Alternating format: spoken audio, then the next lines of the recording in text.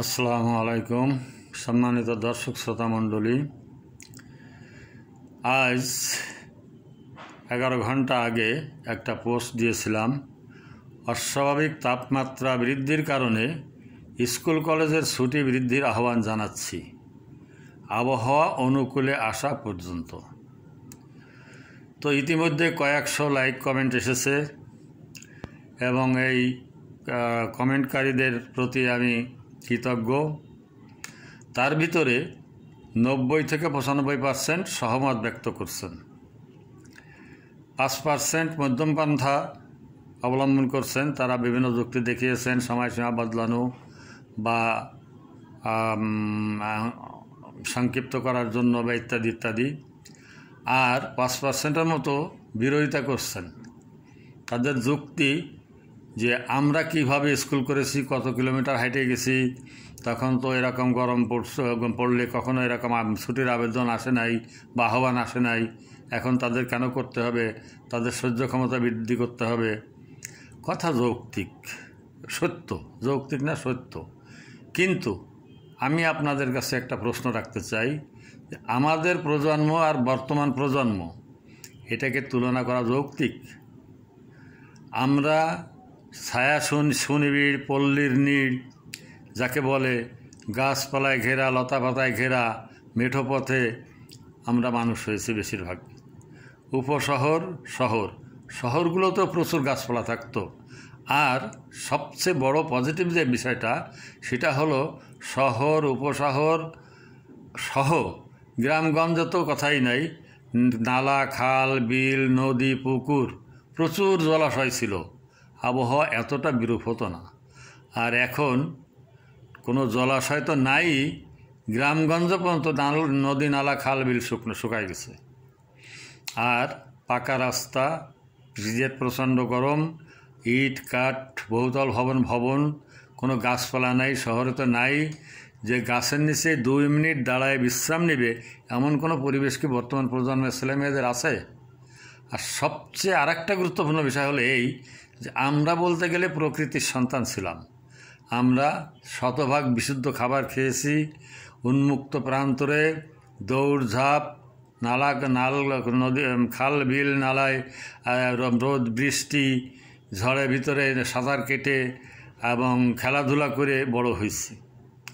প্রকৃতির সঙ্গে যুদ্ধ করে আমরা আমাদের শারীরিক গঠন আমাদের গড়ে উঠছে, অর্থাৎ আমাদের শারীরিক শক্তি ছিল। আমি নিজেও 5 কিলোমিটার দূরে স্কুলে, 6 থেকে স্কুলে গেছি। তারপর কলেজে, প্রত্যন্ত গ্রাম থেকে কলেজে গেছি। প্রথম 6 মাস আমি গেছি প্রায় 18 থেকে 20 কিলোমিটার দূরে। সকালবেলায় হেঁটে যেতাম 6 কিলোমিটার, লঞ্চে যেতাম, তারপরে বাকিটা। আর যে প্রথম পিরিয়ড কোনো দিনই ধরতে পারিনি কলেজে।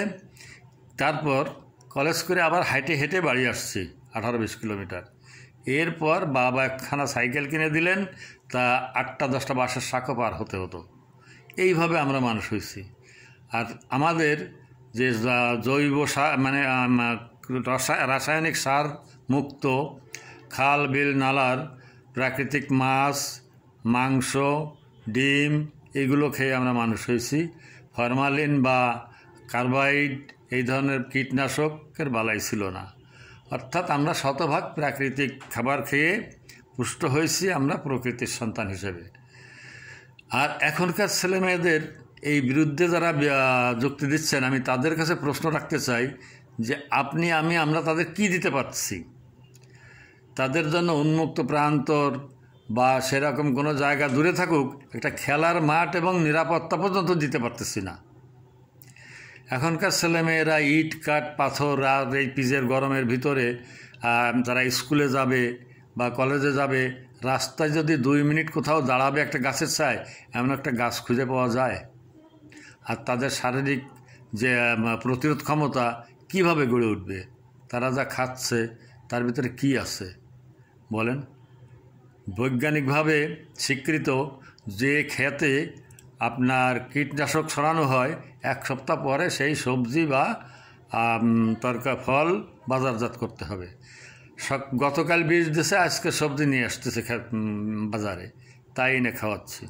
মাংস খাওয়াচ্ছি আমরা, পোলট্রি, মুরগি বা রাসায়নিক খাওয়ানো গরু বা এই ধরনের প্রাণীজ খাদ্য খাবার খাওয়াচ্ছি। চাউলের ভিতরেও আপনার রাসায়নিক, তারপর রং মিশানো, তরকারিতে রং মিশানো, এই কত রকমের দুরবস্থা। প্রত্যেকটা খাবার আমাদের ভিতরে দূষিত। বিশুদ্ধ কোনো খাবার দিতে পারছি না, তাদের একটু দৌড়াদৌড়ি ছোটাছুটি করার জায়গা দিতে পারছি না। পোলট্রি মুরগির মতো খাঁচার ভিতরে তাদের মানুষ করা হচ্ছে অধিকাংশ ছেলে মেয়েদের। আর গ্রামে পর্যন্ত আজকে একটা খেলার মাঠ নাই। হাঁটাহাঁটি করবে গ্রামে, মাঝে মাঝে যে যাই, যে সকালবেলা হাঁটতে বেরোবো, তাও সে গাড়ি রিক্সা ভ্যানের জন্য আমরা বড় মানুষইতে হাঁটতে পারি না, সাইডটা কর্নার পাই না যে এই সাইড দিয়ে আমরা একটা মর্নিং ওয়াক করব। তো সুতরাং আমাদের প্রজন্মের সঙ্গে এই প্রজন্মের কি আদৌ তুলনা সম্ভব? এরপর স্কুলের যে এই যে পরিমাণ বৈরী আবহাওয়া, যে তাপমাত্রা, ইতিমধ্যেই হাসপাতালগুলোয় রোগীর চাপ বেড়ে গেছে।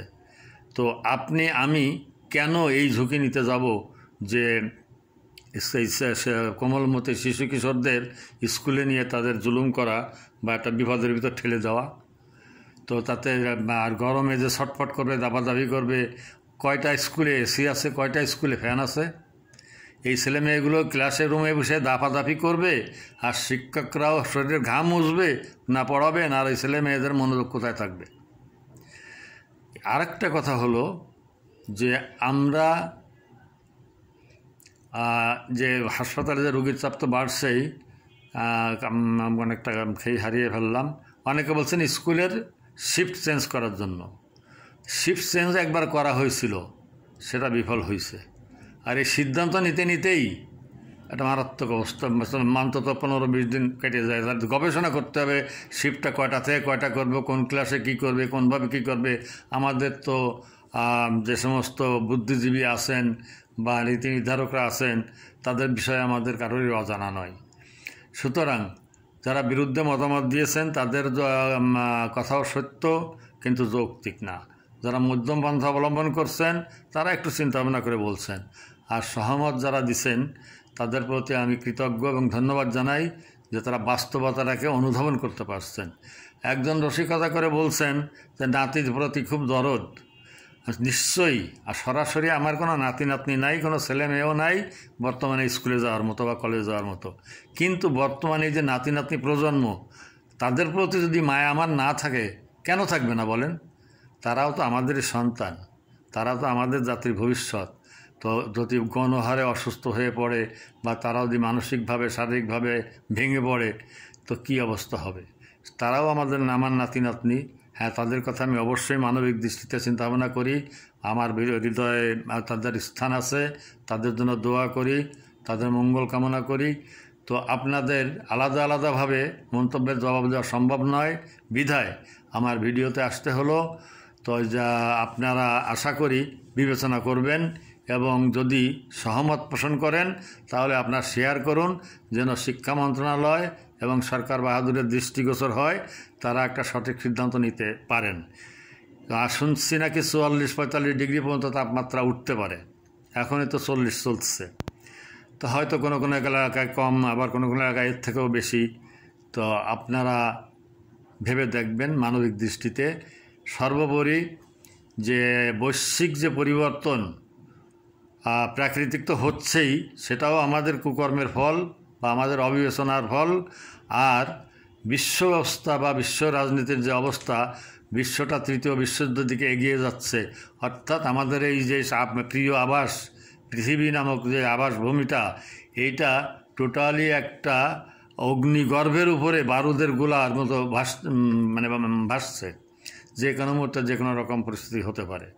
তো আমরা সবার জন্য, জাতি ধর্ম বর্ণ নির্বিশেষে, দেশ বিদেশ নির্বিশেষে সমস্ত মানুষকে আহ্বান জানাবো, হে মানুষ, তোমরা মানব হও, মানবিক হও। তোমরা এই সৃষ্টির চেয়ে ধ্বংস বেশি করো না। তা সৃষ্টির চেয়ে ধ্বংস বেশি করো না। সৃষ্টির প্রতি, এই বিশ্বের প্রতি, আমাদের আবাসভূমির প্রতি নির্যাতন কমায় একটা শান্তির আবাস গড়ে তোলার চেষ্টা করি। আমরা সবাই একটু শান্তশীল হই, ধৈর্যশীল হই, মানবিক হই। সবার জন্য মঙ্গল কামনা করে শেষ করছি। আমিন।